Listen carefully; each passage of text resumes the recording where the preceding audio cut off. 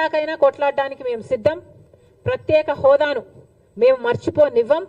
ప్రత్యేక హోదా ఆంధ్ర రాష్ట్రానికి ఊపిరి లాంటిదని మరొకసారి ఆంధ్ర రాష్ట్ర ప్రజలందరికీ మాటిస్తున్నాం.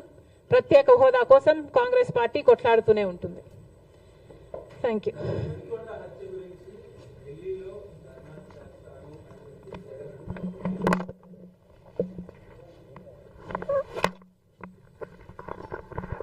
ఏది విత్తుతారో అదే కోస్తారు అని అంటారు. మరి జగన్మోహన్ రెడ్డి గారు హత్య రాజకీయాలు చేశారు, గొడ్డలి రాజకీయాలు చేశారు, హత్య చేయించిన వాళ్ళతో భుజాలు రాసుకొని తిరిగారు, సొంత చెల్లెళ్ళకే వెన్నుపోటు పొడిచారు. 5 కోట్ల మంది ఆంధ్ర రాష్ట్ర ప్రజలకు బీజేపీ పార్టీకి ప్రత్యేక హోదాను తాకట్టు పెట్టారు. ఈరోజు జగన్మోహన్ రెడ్డి గారు ఢిల్లీలో ధర్నా చేస్తారా?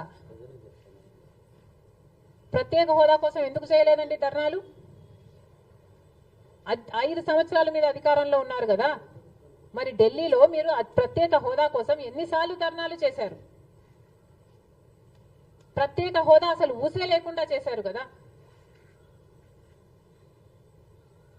ప్రత్యేక హోదా గురించి మీరు ఏ రోజు పట్టించుకోలేదు, పోలవరం గురించి మీరు ఏ రోజు పట్టించుకోలేదు, రాజధాని గురించి అని చెప్పి 3 రాజధానులను కన్ఫ్యూజ్ చేశారు. ఆఖరికి కడప స్టీల్ ఫ్యాక్టరీని కూడా మీరు పట్టించుకోలేదు.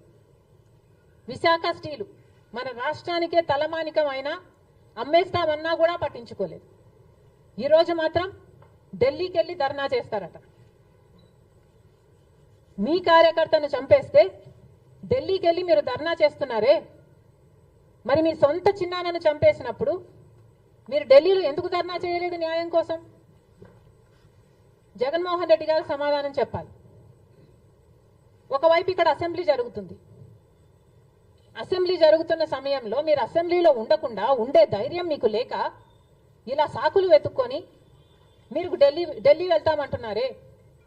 అంటే అసెంబ్లీలో ఏ బిల్లు ప్రవేశపెట్టినా అది ప్రజలకు వ్యతిరేకమైన అది పాస్ అయిపోవాలనా? మీరున్నదే 11 మంది. కనీసం ఆ బిల్స్ మీద డిస్కషన్ మీకు అవసరం లేదా?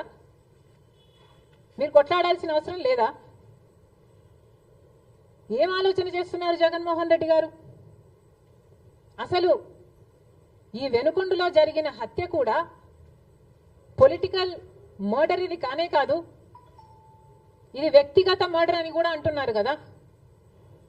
మేము ఏదో సాక్షి మీడియానో లేకపోతే టీడీపీ మీడియానో పట్టుకొని మాట్లాడటం లేదు. మా ఎంక్వైరీలు మేము చేసుకొని న్యూట్రల్ మీడియాతో లోకల్గా మేము మాట్లాడిన తర్వాత మేము వచ్చిన కన్క్లూషన్ ఏమిటి అంటే ఇది వ్యక్తిగత మర్డర్. మొన్నటి వరకు కూడా హత్య చేసిన వాళ్ళు, హత్య గురైన వాళ్ళు ఇద్దరు వైసీపీతోనే ఉన్నారు. మరి అలాంటప్పుడు ఇది పొలిటికల్ మర్డర్ ఎలా అవుతుంది? ఈ పొలిటికల్ మర్డర్ అని మీరు చెప్పి మీరు ఢిల్లీకి వెళ్ళి ధర్నా చేస్తున్నారా? దేనికి? మీ ఉనికి కాపాడుకోవడం కోసం, మీ పార్టీ కోసం అని చెప్తున్నారు. ప్రజలు ఏం ఆలోచిస్తారు? ఈరోజు వరదలు వస్తున్నాయి మన రాష్ట్రంలో, వారిని వెళ్ళి పరామర్శించాలని మీకు అనిపించలేదు. కానీ వ్యక్తిగత మర్డర్లో మీ పార్టీకి సంబంధించిన ఇద్దరు కొట్టుకొని చచ్చిపోతే ఈరోజు మీరు ఢిల్లీకి వెళ్ళి ధర్నా చేస్తారా? ప్రజల కోసం మీరు ఎందుకు నిలబడలేదు? మీ పార్టీ వాళ్ళు ఓటేస్తే మీరు గెలిచారా? మీ పార్టీ వాళ్ళ కోసమే మీరు ముఖ్యమంత్రి అయ్యారా? 5 సంవత్సరాలుగా మీరు ప్రజల కోసం పనిచేయలేదు, కానీ ఈరోజు ఢిల్లీకి వెళ్ళి ధర్నా చేస్తారట. సిగ్గుండాలి కదా. కానీ ఈ విషయంలో పోలీసులను కూడా అడుగుతున్నాం. నడి రోడ్డు మీద ఇలా హత్యలు చేసుకుంటుంటే పోలీసులు ఏం చేస్తున్నారు? ఆంధ్ర రాష్ట్ర పోలీసులుగా మీ బాధ్యత కాదా లా అండ్ ఆర్డర్ మెయింటైన్ చేయడం?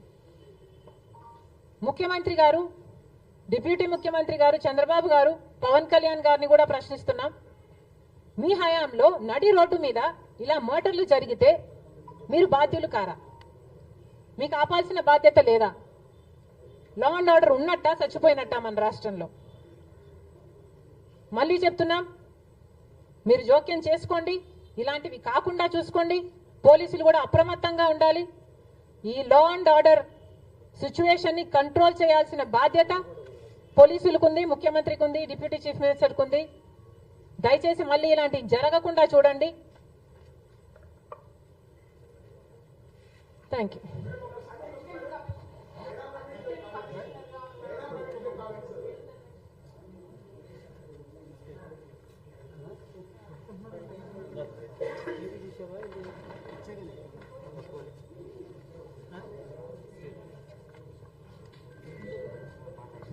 అందరికీ నమస్కారం.